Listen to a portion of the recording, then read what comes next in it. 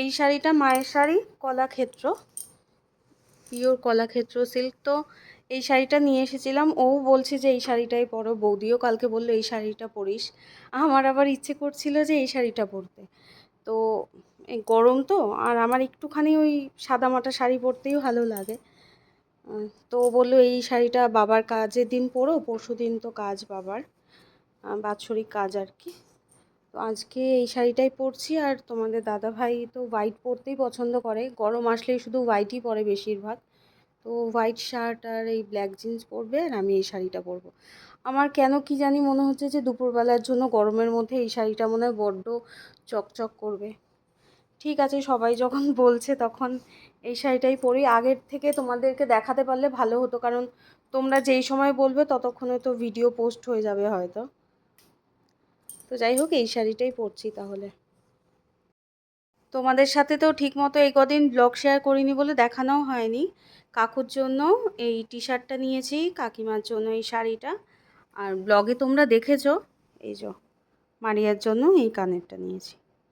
Ready হয়ে গেছি দুজনেই, অনেকটা লেট, ভেবেছিলাম 9টায় বেরোবো, তো সেটা পসিবল হলো না। মারিয়াও বলেছে যে দিদি মোটামুটি 2 ঘন্টা লাগবে, ও বলছে 2 ঘন্টায় কোনো মতেই হবে না, 2 ঘন্টায় হবে না। তো এখন একদম ডট 10টা বাজে আমরা বেরোচ্ছি। ও তো হোয়াইট শার্ট পরে, আর আমি এই যে আজকে মায়ের শাড়িটা পরলাম, যা ফুলদানি পরে গেল পেছনে। তো ঘরও বড্ড অগোছালো হয়ে গেছে, এসে গোছাবো। আর এই ফার্স্ট টাইম আজকে ওর সাথে ম্যাচ করে করে হোয়াইট চশমা পরেছি। অনেক অনেক দিনের ইচ্ছে ছিল জানো তো, ও হোয়াইট চশমা পরে, তোমাকে বলেছিলাম না। তো একদম এই ফ্রেমটাও একদম নতুনই নিয়েছি।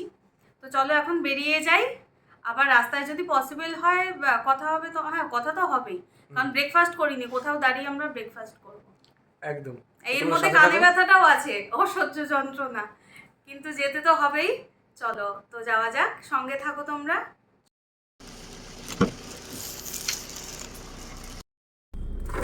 ও আবার কাজের এখানে একটু নামলো, ও চাবি দেবে, ফুলবাগানের চাবিটা কোথায় দিল।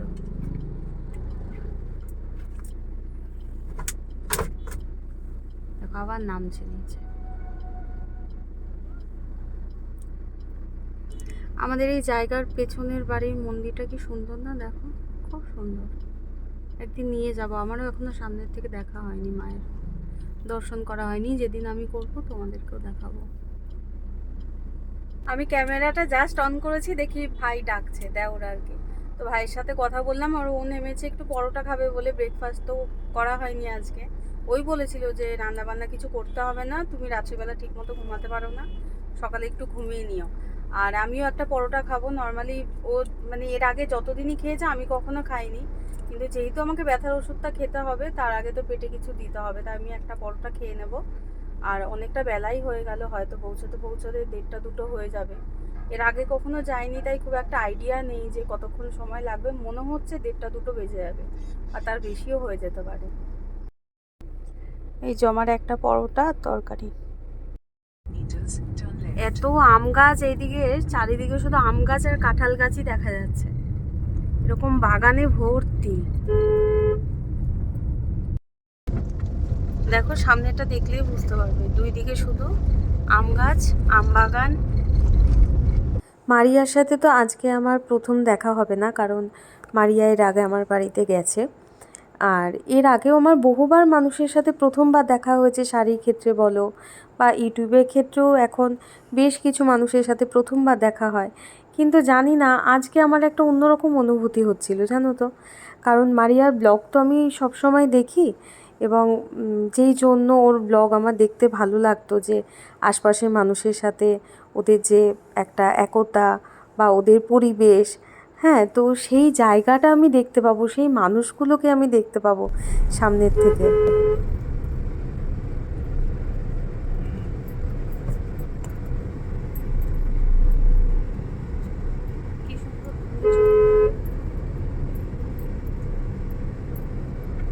সকালের দিকটা খুব ভালো লাগে, আর বিকালের দিকটা ওই বাড়িটা মনে হচ্ছে, তাই না? এই যে মারিয়া বেরোচ্ছে।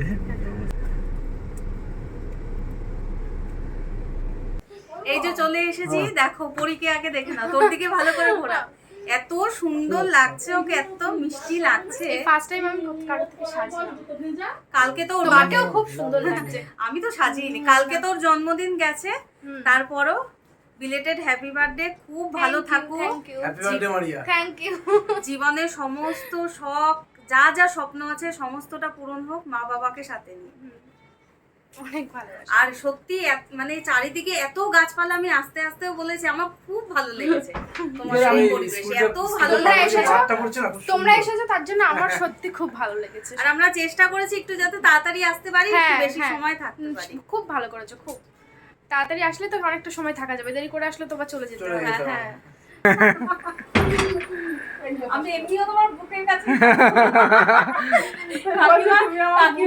কাকিমা এত লম্বা,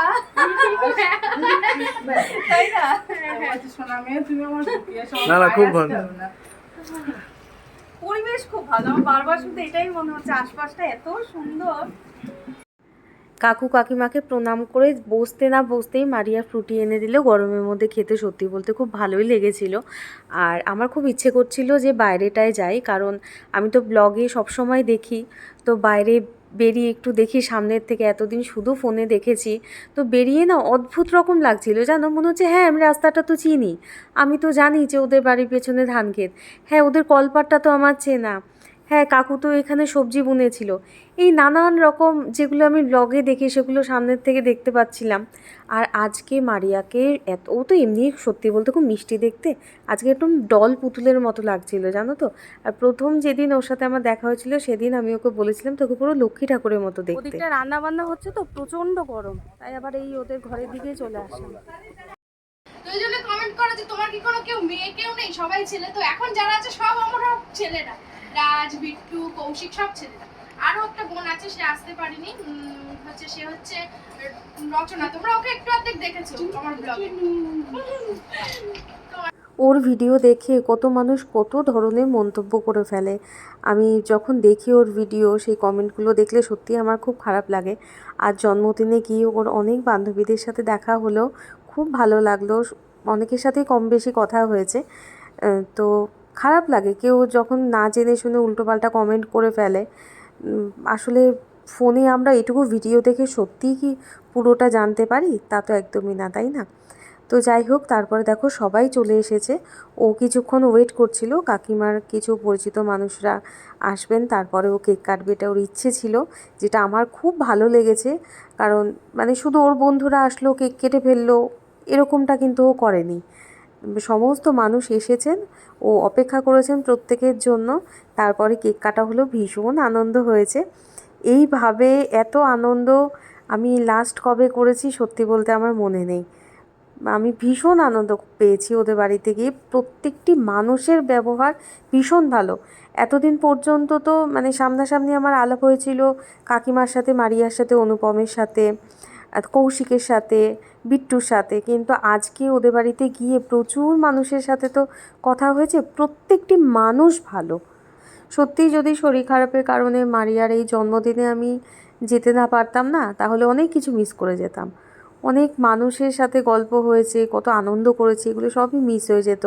আজকে শিল্পীদির সাথে প্রথমবার আলাপ হলো, খুব ভালো লাগলো। অনেক গল্প করলাম জানো তো শিল্পীদির সাথে।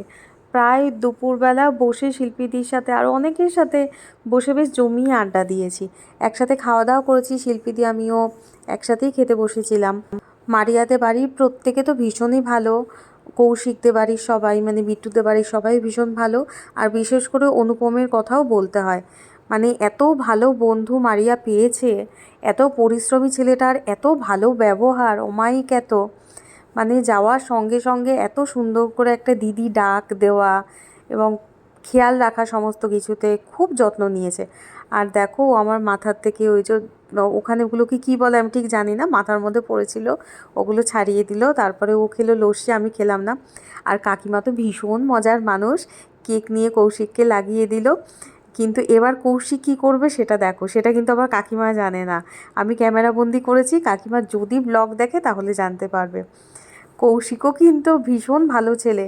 মানে এই যে শিল্পীদের খাওয়া দাওয়া হয়ে যাওয়ার পরে শিল্পীদি বললো যে আমাকে একটু ছেড়ে দিয়ে আসো, এক কথায় যে হ্যাঁ হ্যাঁ দিদি যাচ্ছি। মানে মানে পুরো মারিয়া নিজের ভাই থাকলে যেরকম কর্তব্য পালন করতো কৌশিক একদম সেরকম গো। তারপরে শিল্পীদি বলল যে আমার খুব ফুচকা খেতে ইচ্ছে করছে, শিল্পীদি খুব ফুচকা ভালোবাসে, আমিও খুব ফুচকা ভালোবাসি। তো আমি বললাম যে চলো না তাহলে দুজন মিলেই খাওয়া যাক। কয়েকটা ফুচকা খেয়ে নিলাম আমরা।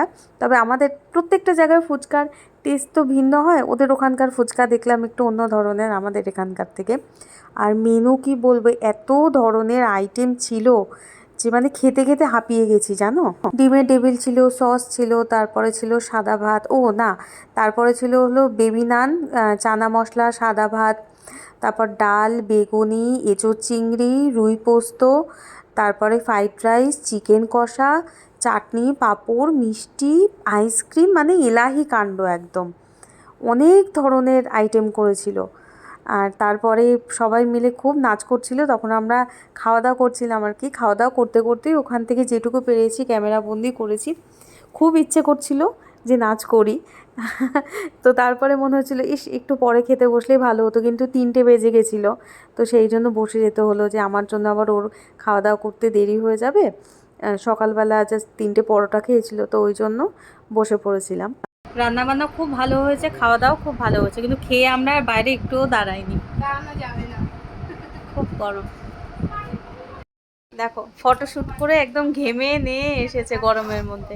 এখন আমি স্নান টান করবো, তারপরে খাওয়া দাওয়া করবো সন্ধ্যেবেলা। কিচ্ছু খেতে পারেনি, বসেছিল। বসেছিলাম শুধু ডাল দিয়ে খেয়ে আছি, না আমাকে দিও না, আমি খেতে পারবো না, আমি চলে যাই পরে আসবো।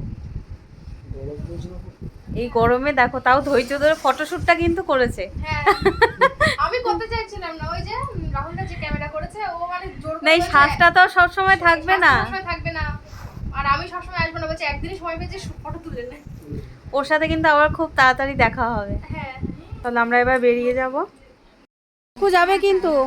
হ্যাঁ হ্যাঁ হ্যাঁ হ্যাঁ হ্যাঁ আসছি কাকিমা। যে ফোন করে দেবো। সাবধানে যেও, আবার এসো সবাই। হ্যাঁ হ্যাঁ টাটা সবাইকে। টাটা। সবাই টাটা মানা।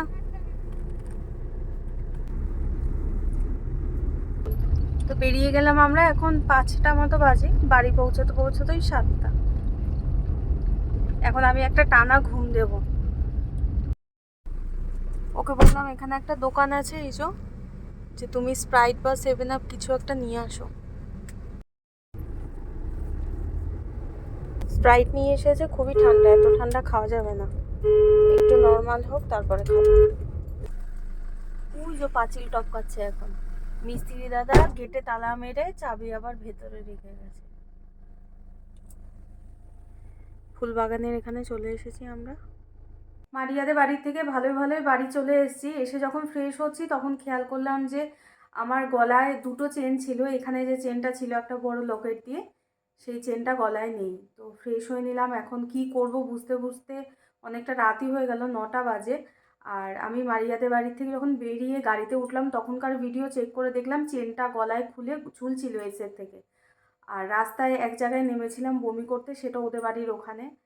কি করব বুঝতে পারছি না, এখন আবার গাড়ি নিয়ে যাচ্ছি, হয়তো তোমরা পাগল বলবে আমাকে, কিন্তু আমি শান্তি পাচ্ছি না। তো ড্রাইভারটাকে নিয়ে এত রাত্রিবেলা আমি একাই আবার যাচ্ছি। এই যে চেন লকেট দুটোই পেয়ে গেলাম। এই যে রাস্তা, গাড়িটা যাওয়ার সময় এখানে দাঁড়িয়েছিল, লকেটটা ঠিক এই জায়গায় পড়েছিল, এই লকেটটা এইখানে প্রসেনজিৎ পেয়েছে। আর এইখান দিয়ে গড়ান দিয়ে নেমে এই গড়ান দিয়ে এতটা এসেছিলাম আমি, অনেকটা। এই যে এখানে একটা পুরনো বাড়ি, এই পুরনো বাড়ির দেখতে পাচ্ছেন, এইটাই হলো আমাদের খেয়াল ছিল আর কি, এই বাড়িটার এখানে এই জায়গায় আমি নেমে বমি করেছিলাম। তো এই জায়গায় আমরা 4-5 বার, এই যে দেখলেও তোমরা বুঝতে পারবে, সরি এভাবে দেখাচ্ছি, আর চেনটা না পুরো এরকম ঝুঁকে বমি করেছি, তো পুরো বমির মধ্যে মেখেছিল। আমরা 4-5 বার এসে খুঁজে গেলাম। এখন এই গাছটা আমি এরকম করলাম, এই গাছটা, তারপরে এই চেনটা দেখি একদম বমির মধ্যে সেপ্টে ছিল জানো, ভালো করে ধুয়ে নিলাম। আর এই লকেটটা সাই বাবা আছে বলে আজকে আমি পেয়েছি। সাই বাবা মানে কি বলবো, বলার ভাষা নেই। এখন সবার প্রথমে আমি মারিয়াদের জানাবো, কারণ ওরা সত্যিই ভীষণ টেনশন করছে।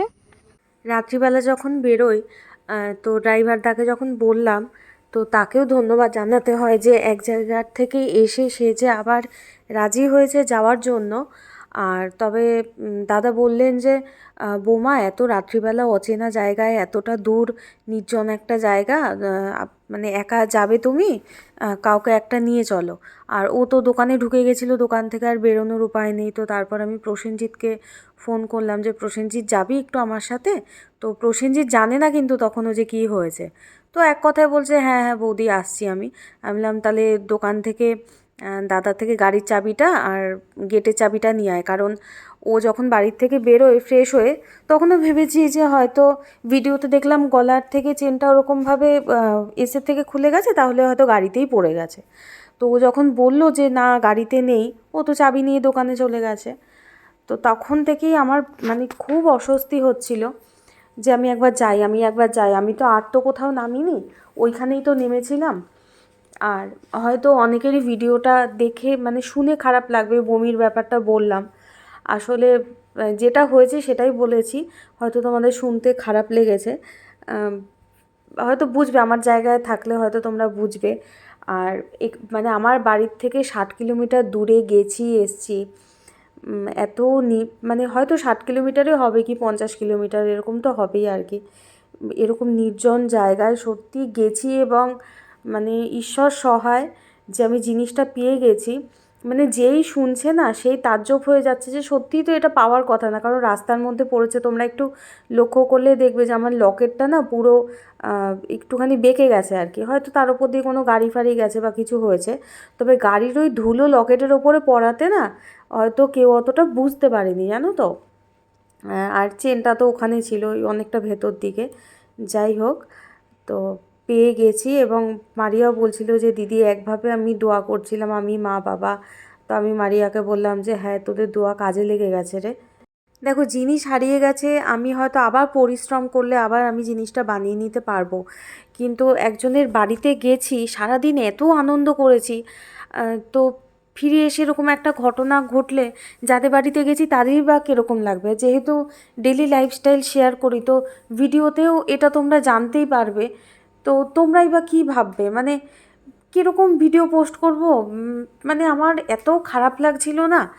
এটা যদি মানে অন্য সময় হতো বা কিছু আমি জানি না আমি যেতাম কি যেতাম না, কিন্তু মানে ওদের কীরকম লাগবে শুনে, বা ভিডিওতে যখন বলবো তোমাদেরই বা শুনে কীরকম লাগবে, কে কীভাবে নেবে, সেই জন্য না আমি ছুটে গেছি। এবং জিনিসটা যে পেয়েছি না, আমি মানে এত শান্তি পেয়েছি আমি বলে বোঝাতে পারবো না। মানে আমার সোনা হারিয়ে গেছে পেয়েছি এই শান্তিটা না, কিন্তু যে একজনের বাড়িতে গেছি তার বাড়িতে গিয়ে এই যে আমি খুব আনন্দ পেয়েছি, এটা তারা জানতে পারলে ভালো লাগবে, নাকি আমি একটা জিনিস হারিয়ে ফেললাম গিয়ে সেটা যদি তাদের মনের মধ্যে থেকে যায় তাহলে কীরকম একটা লাগবে না বলো। 1:22 বাজে, আমরা মদনপুরে ঢুকে গেছি। কিছু তো খাওয়া হয়নি, ওই যে ড্রাইভার দাদার প্রসেনজিৎ গেছে, ওই দোকানটায় এগরোল পাওয়া যাচ্ছে। আমাদের এখানে তো সবজি মার্কেটটা বসে যায় পাইকারি, এই যে এদিকে ধনেপাতা দেখতে পাচ্ছ। তো যদি এগরোল পাই নিয়ে আসবে এখন। আর আমার তো কানের যন্ত্রণায় কিচ্ছু ভালো লাগছে না। এই যাতায়াতের পথে 2টো পেনকিলার নিয়ে নিয়েছি, বাড়িতেও আর নেই, 2টোই ছিল আর কি। ভেবেছিলাম বাড়িতে থাকলে একটাতেই হয়ে যেত, আসলে এই জানলা খোলা, এসি চালিয়েছি সেটাতেও খুব যন্ত্রণা করছিল, তারপর জানলা খুলে দেওয়া হয়েছে, সেই হাওয়া লেগেছে, ব্যাস এখন তো প্রচণ্ড যন্ত্রণা করছে কানে। বাড়িতে গিয়েও ঘুমাতে পারবো না, আর ঘর তোরও অগোছালো। কালকে সকালবেলা আবার গঙ্গার ঘাটে কাজ আছে, কি হবে কি না হবে জানি না। ঠিক আছে চলো আজকের ভিডিওটা না এখানেই শেষ করে দিই। সবাই ভালো থেকো, সুস্থ থেকো, সাবধানে থেকো। আবার কালকে একটা নতুন ব্লগ শুরু করব। সবাই ভালো থেকো।